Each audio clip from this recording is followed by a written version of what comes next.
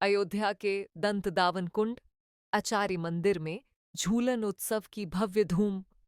अयोध्या के ऐतिहासिक दंतदावन कुंड आचार्य मंदिर में झूलन उत्सव बड़े ही श्रद्धा और उल्लास के साथ मनाया जा रहा है। इस अवसर पर फूलों से सजे भव्य फूल बंगले की झांकी श्रद्धालुओं के लिए आकर्षण का केंद्र रही। झांकी में संत महंतों की गरिमामयी उपस्थिति ने वातावरण को भक्तिमय बना दिया। मंदिर प्रांगण भक्ति, संगीत और आरती की गूंज से गुंजायमान रहा। देखिए, ये सनातन के लिए बहुत बड़ा महत्व है।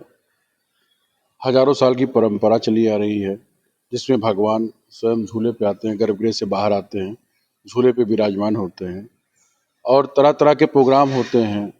कहीं कथक का प्रोग्राम हो रहा है, कहीं सखियों से प्रोग्राम हो रहा है, बाहर से श्रद्धालु आ रहे हैं, उनको भगवान का सानिध्य प्राप्त हो रहा है। तो ये अयोध्या की एक अपनी अलग पहचान है। एक बहुत बड़ी धार्मिक यात्रा कह सकते हैं इसको हम, और भगवान आशीर्वाद स्वरूप सभी को प्रदान करते हैं, सबके जीवन में सुखमय हो। और अयोध्या अनादिकाल से इस परंपरा को लेके चल रही है और निर्वाह कर रही है। महाराज, ये झूला की परंपरा कब से चली है? मतलब भगवान श्री राम को जो मणि पर्वत पर झूला झूला गया, इसका महत्व क्या है? देखिए, अनादिकाल से चला है। भगवान के उल्लास में भगवान राम जब भी और जानकी जी लक्ष्मण जी झूलन पे आए, तो हर मंदिर में दो विग्रह होती है, एक चल एक अचल। तो जो चल विग्रह है वो ही मंदिर से बाहर आएगी, जो अचल विग्रह होगी जिसकी प्राण प्रतिष्ठा हो जाती है वो विग्रह मंदिर से बाहर नहीं आ सकती। तो जो भी प्राचीन स्थान है उनकी एक धार्मिक यात्रा है, इससे जनमानस जुड़े, भगवान से जुड़े।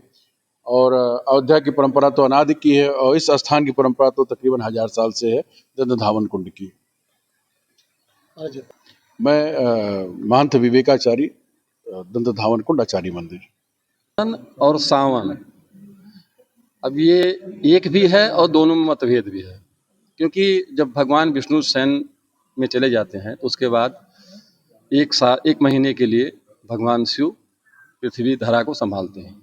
इसके बाद हमारे पितृ लोग आ जाते हैं, फिर माता जी आती हैं, गणेश जी आ जाते हैं, सनद आ जाते हैं पितरों के बाद। इस प्रकार से ये 4 महीने व्यतीत होता है भगवान के शयन के समय, जो पृथ्वी के देखभाल या कहा जाए तो इनके अंडर में पूरा संसार दुनिया चलती है।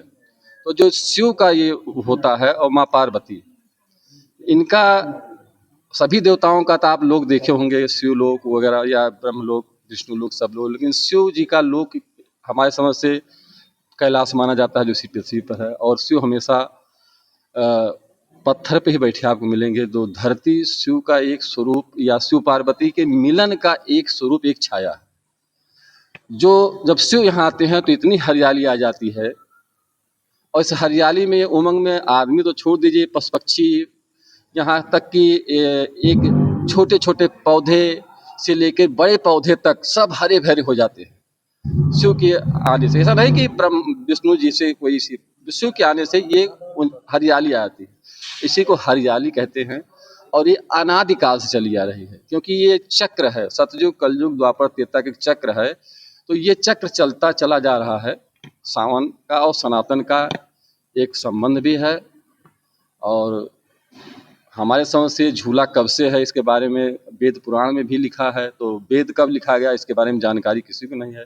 तो इस चारों युग में ही राधा रानी से जोड़ा गया है। तो राधा रानी महाशक्ति मानी गई है, राधा जी, और ये चलता चला जा रहा है।